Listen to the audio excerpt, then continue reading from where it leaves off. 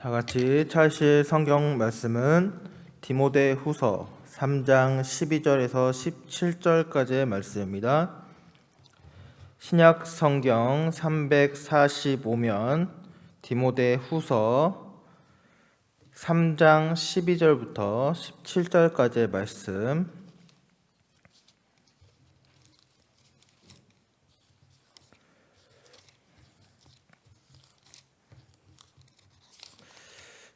한 목소리로 함께 합독하여 읽도록 하겠습니다. 무릇 그리스도 예수 안에서 경건하게 살고자 하는 자는 박해를 받으리라. 악한 사람들과 속이는 자들은 더욱 악하여져서 속이기도 하고 속기도 하나니, 그러나 너는 배우고 확신한 일에 거하라.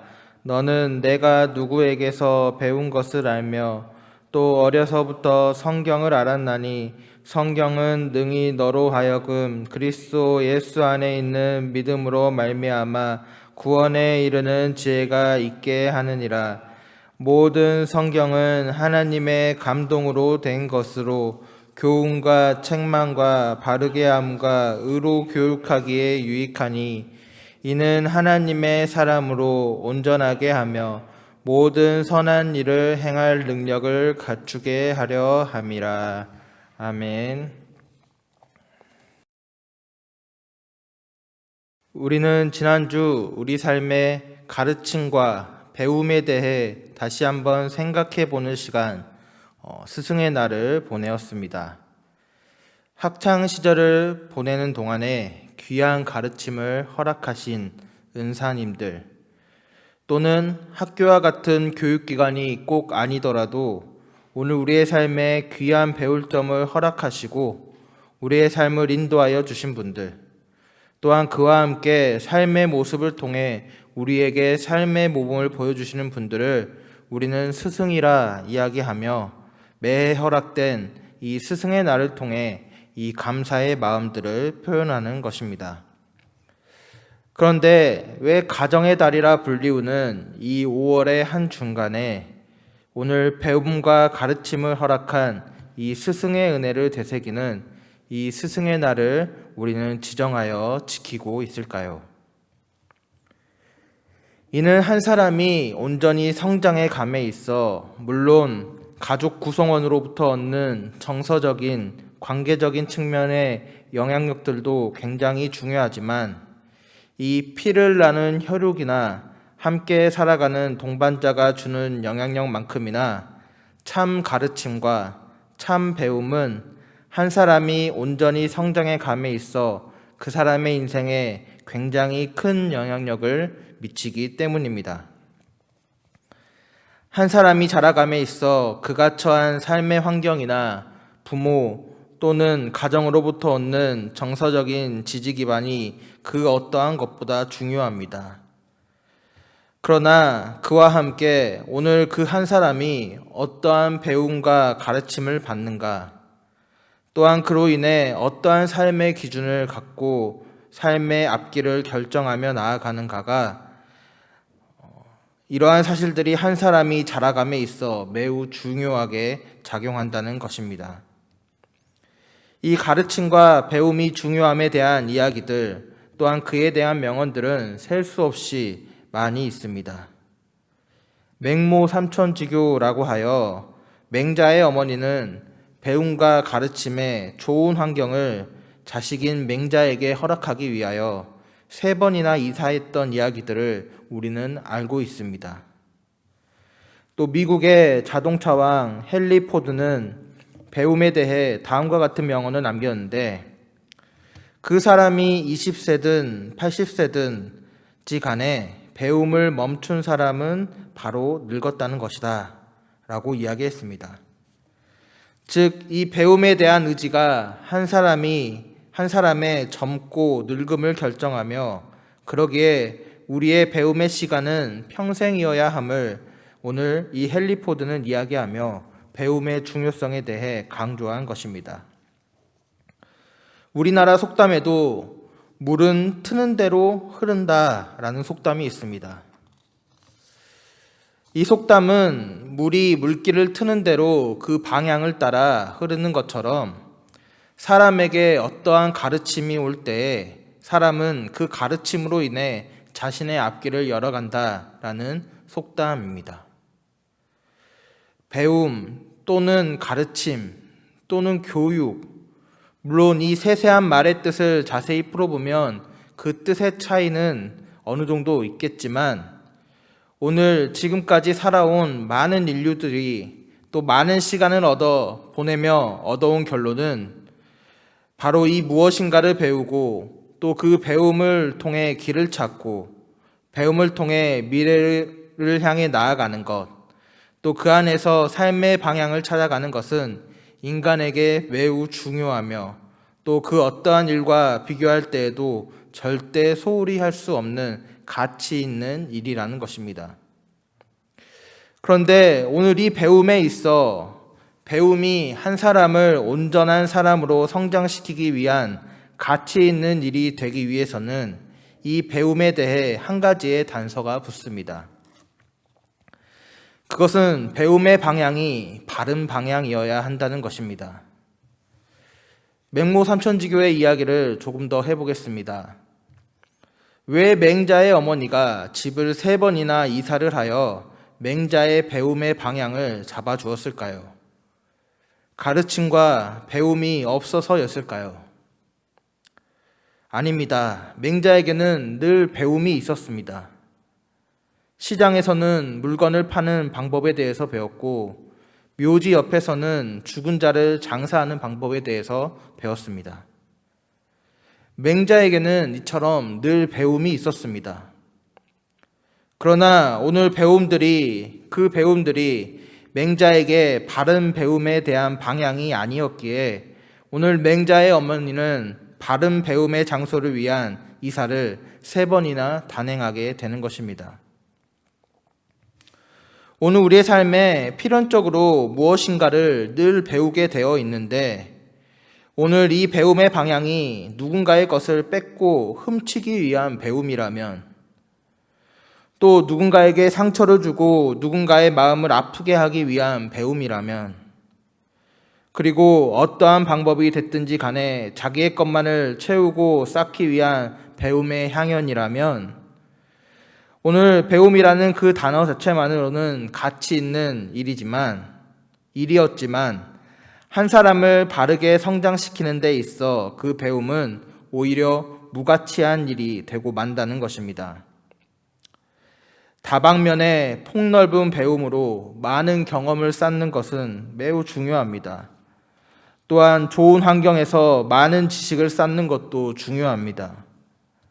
그러나 무엇보다 중요한 것은 우리의 배움의 방향이 얼마나 온전한가입니다. 그리고 또 무엇보다 더욱 중요한 것은 하나님 앞에서 우리는 어떠한 배움의 모습으로 나아가고 있는가입니다.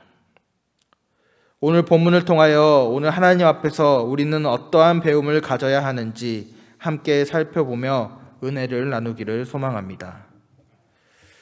오늘 디모데후서는 일반적으로 바울이 1차 로마 투옥 후에 풀려나 4차 선교 여행을 떠난 후 이제 스페인과 에게 지역의 교회들을 순방한 후에 다시 AD 67년경 제2차로 로마 감옥에 수감되어 AD 68년 정도의 순교를 앞두고 있던 시점, 즉 2차로 로마에 투옥된 바울이 순교 직전에 기록한 서신으로 AD 67년경 가을에 쓰여진 것으로 추정됩니다. 즉 오늘 이 디모데후서는 1차적으로는 바울의 신실한 동역자이며 영적 아들이라 불리었던 사역자 디모데에게 쓰여진 서신서이지만 그와 함께 오늘 바울이 사역을 하고 또 열심히 전도 여행을 떠나며 둘러보았던 교회들에게 오늘 바울이 자신의 사역과 생을 마감하며 그들에게 남기는 유언과 같은 메시지, 또한 마지막으로 그들을 향한 가르침이 포함된 서신이라 할 수 있을 것입니다. 오늘 바울은 그 당시에 많은 신앙인들이 처해 있던 현실, 또한 이 땅 이 시대를 살아가는 신앙인들의 신앙인들을 둘러싼 삶의 상황들에 대하여 12절부터 13절까지의 말씀을 통해 이야기하고 있습니다. 무릇 그리스도 예수 안에서 경건하게 살고자 하는 자는 박해를 받으리라. 악한 사람들과 속이는 자들은 더욱 악하여져서 속이기도 하고 속기도 하나니 그리스도 예수의 뜻대로 삶을 살고자 할수록 그분의 주권을 인정하며 내 삶을 그분의 뜻 가운데로 온전히 맡기며 나아가고자 할수록 우리 믿는 자들에게 결코 고난과 핍박을 피해갈 수 없다라고 이야기합니다. 오늘 실제로 이러한 삶을 살고 또한 이러한 삶의 결과로 오늘 로마의 감옥 안에 투옥되어 있는 바울은 사도행전 14장 22절에도 다음과 같이 이야기합니다. 우리가 하나님의 나라에 들어가려면 많은 환난을 겪어야 할 것이니라 라고 고백합니다.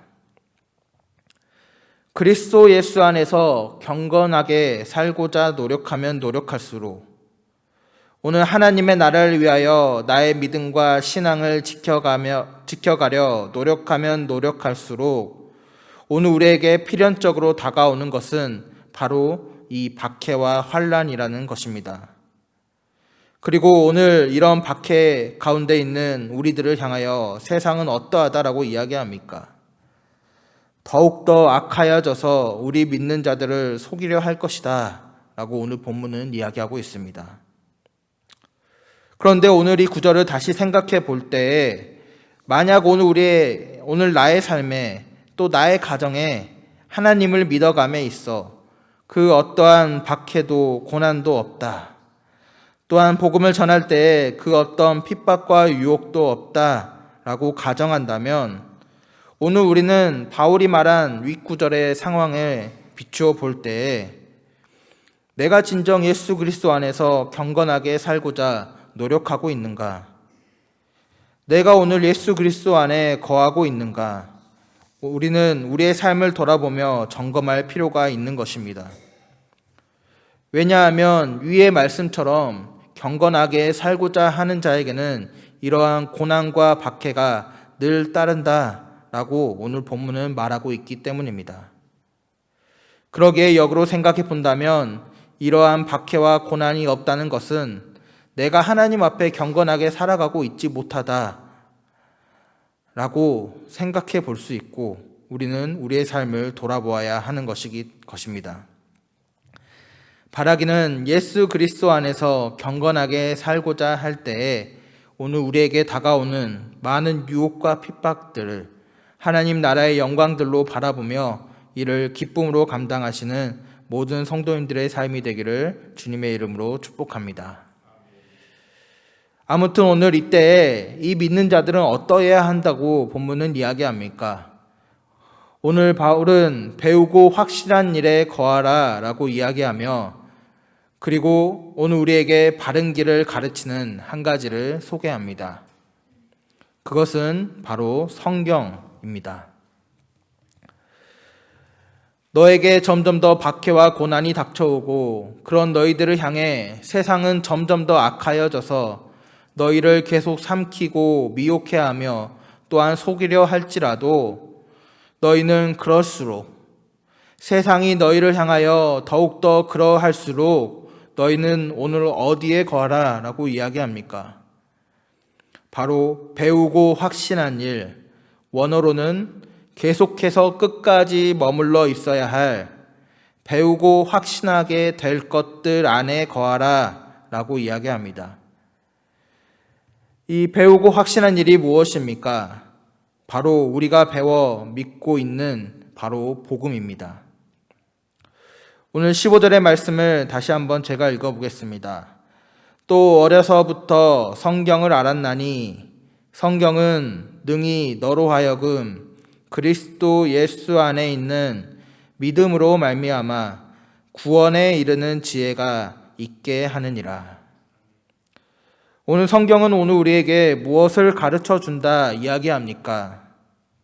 바로 그리스도 예수 안에 있는 믿음으로 말미암아 구원에 이르는 지혜를 가르쳐 준다 이야기합니다. 그리스도 예수 안에 있는 믿음으로 말미암아 구원에 이르는 지혜. 오늘 이 구원에 이르는 지혜가 우리에게 얼마나 필요한 시대입니까?